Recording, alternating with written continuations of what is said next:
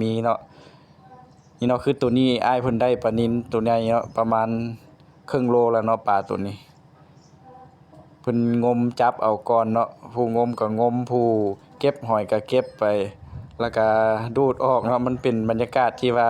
อ่าม่วนๆซื่นเนาะเพราะว่าเราบ่ได้ซีเรียสอิหยังบ่ได้อันนั้นเนาะดูดปลากินเองดูดปลาอยู่ในหนองเราเองมีแต่อ้ายเอ้ยน้องครอบครัวเนาะมาร่วมม่วนซื่นนำกันในการดูดหนองเก็บปลาในเทื่อนี้เนาะเจนนี่เพิ่นก็มาลิ้นน้ำนำเนาะอันนี้เป็นน้ำขี้ตมแล้วเนาะแล้วนี่ก็แม่นอีกหนองหนึ่งเนาะที่ว่าเราก็สิมีแผนสิดูดออกอีกในอันต่อหน้าส่วนว่าปลา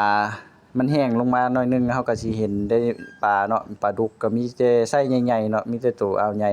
เพราะว่าปลาดุกที่ว่ามันโดดออกจากกระชังที่ว่าเราเลี้ยงหั้นก็สิมี